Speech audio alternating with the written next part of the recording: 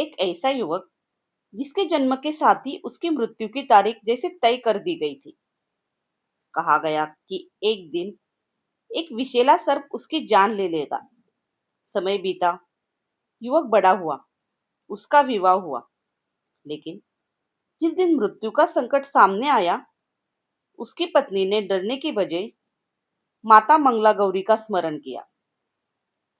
फिर एक सर्प आया, दूध का पात्र रखा गया, और उसके बाद जो हुआ उसने पूरे परिवार को हैरान कर दिया। आखिर क्या हुआ था उस रात, और इस घटना का मंगला गौरी व्रत से क्या संबंध है? आइए जानते हैं। मंगला गौरी व्रत की यह प्राचीन पौराणिक कथा बहुत समय पहले की बात है। कुंडिन नाम के एक नगर में धर्मपाल नाम का एक बहुत धनी व्यापारी रहता था। धर्मपाल के पास धन दौलत की कोई कमी नहीं थी। बड़ा घर था, व्यापार था, समाज में सम्मान था, लेकिन उसके जीवन में एक ऐसी कमी थी जिसे कोई धन पूरा नहीं कर सकता था। उसकी कोई संतान नहीं थी। धर्मपाल और उसकी पत्नी इस बात से बहुत दुखी रहते थे।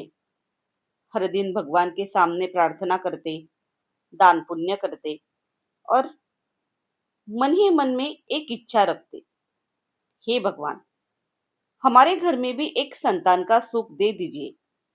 धर्मपाल की पत्नी बहुत धार्मिक और पतिव्रता थी। कथा के अनुसार उनके घर एक जटाधारी भिक्षुक भी आया करता था। वह साधारण भिक्षुक नहीं दिखाई देता था। उसके गले में रुद्राक्ष थे, चेहरे पर तपस्या का तेज था, और वह प्रतिदिन उनके घर भिक्षा लेने आता था। एक दिन धर्मपाल की पत्नी के मन में विचार आया कि अगर मैं इस भिक्षुक को कुछ सोना दान कर दूं तो शायद इसका पुण्य हमें संतान सुख का दे दे। और उसने अपने पति से अनुमति ली और भिक्षा के अन्न में चुपचाप सोना रख दिया। लेकिन भिक्षुक ने जब वह सोना देखा तो वह क्रोधित हो गया। कथा के अनुसार उसने धन का स्वीकार न करने का व्रत लिया था। धर्मपाल और उसकी पत्नी ने उसे क्षमा उससे क्षमा मांगी। उसकी विनम्रता देखकर उसका क्रोध तुरंत शांत हुआ, और तब उसने उन्हें श्रावण मास में मंगला गौरी व्रत करने का मार्ग बताया। धर्मपाल की पत्नी ने पूरी श्रद्धा से माता गौरी का व्रत शुरू किया।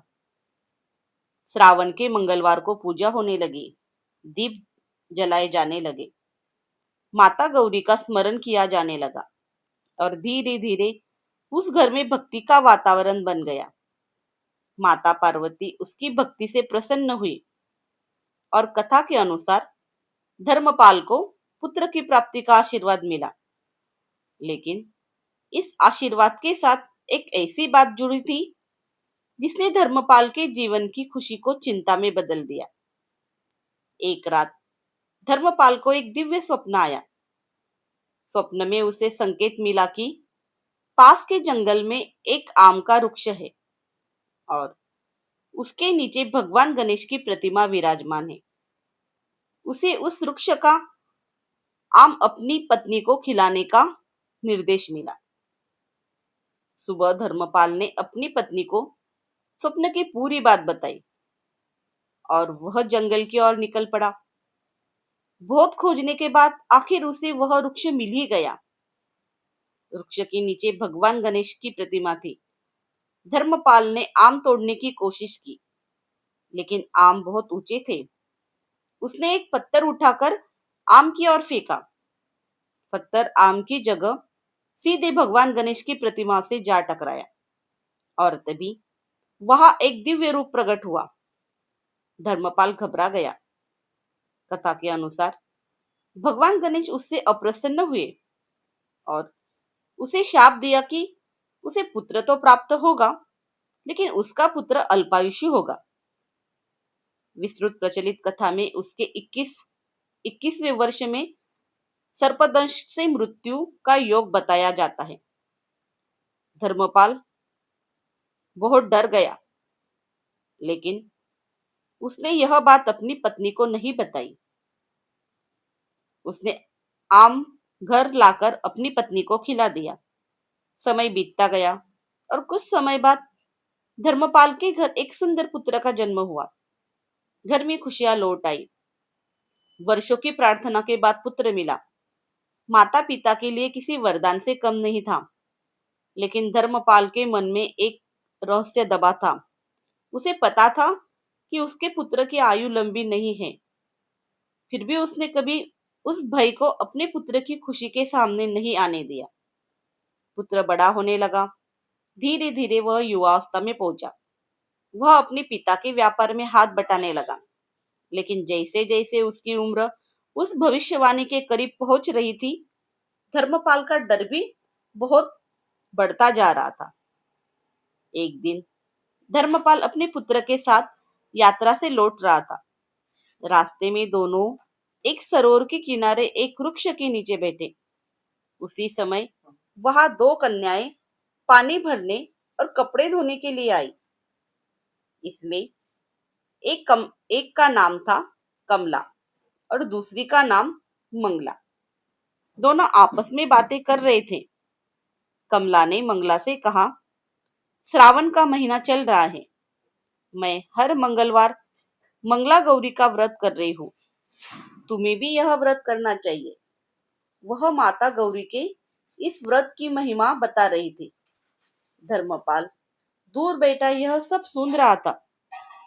उसने मन ही मन सोचा, जो कन्या मंगला गौरी का व्रत करती है, उसके जीवन में अखंड सौभाग्य की प्राप्ति होती है।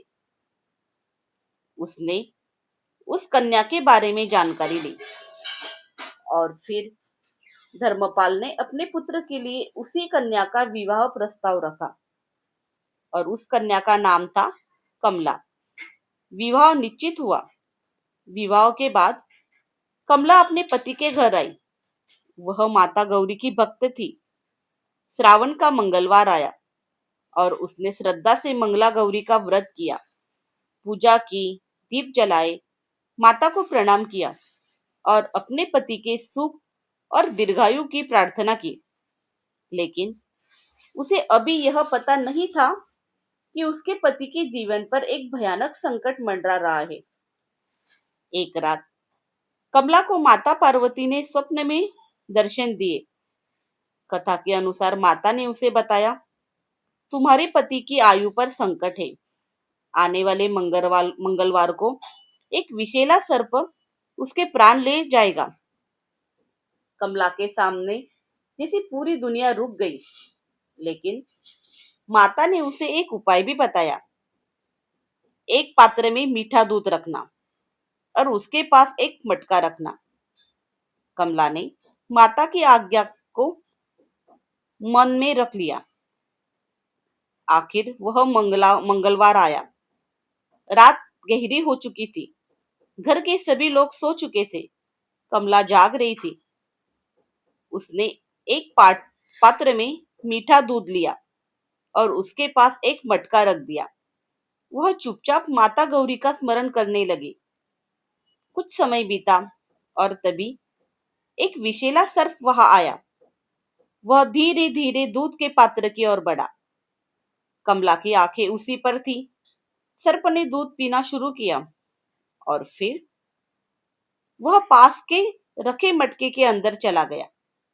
कमला ने तुरंत उस मटके का मुंह कपड़े से बांध लिया। उसने माता गौरी को प्रणाम किया और इस तरह उसके पति के जीवन पर आया सर्पदंश का संकट टल गया। सुबह जब परिवार को पूरी घटना का पता चला तो सभी आश्चर्यचकित रह गए।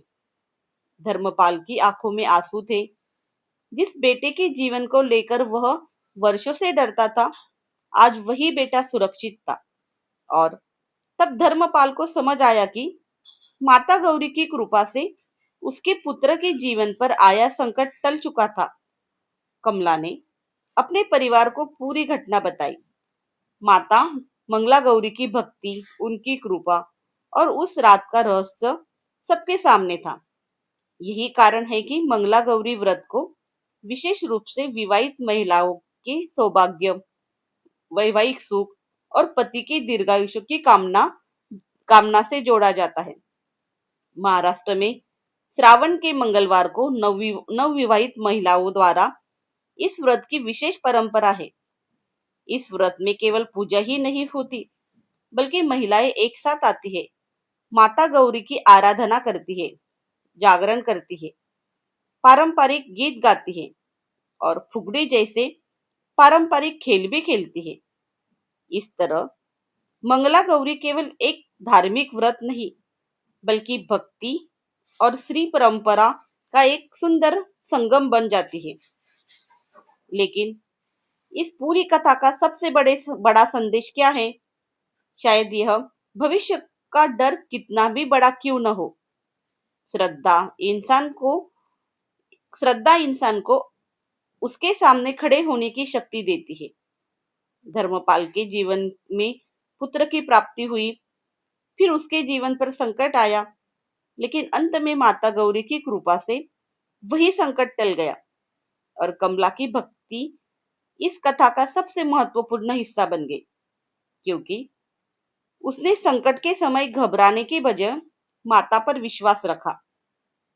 आज भी जब श्रावण का मंगलवार आता है, तो हजारों महिलाएं माता मंगला गौरी के सामने दीप जलाती है, हाथ जोड़कर प्रार्थना करती है, हे माँ गौरी, मेरे परिवार पर अपनी कृपा बनाए रखना, मेरे सुहाग की रक्षा करना, मेरे घर में सुख शांति और मंगल बनाए रखना। और शायद यही मंगला गौरी की इस प्राचीन कथा का सबसे सुंदर संदेश है। भक्ति केवल संकट के समय माँ को पुकारना नहीं, बल्कि अच्छे समय में भी माँ के प्रति कृतज्ञता रहना है। तो अगर आपके भी घर मंगला गौरी की पूजा होती है, तो इस परंपरा के पीछे उस आस्था को जरूर याद कीजिए, क्योंकि एक छोटा सा दीपक जब विश्वास से जलाया जाता है, तो केवल घर को नहीं, मन को भी रोशन करता है। जय मां मंगला गौरी। हर हर महादेव। धन्यवाद।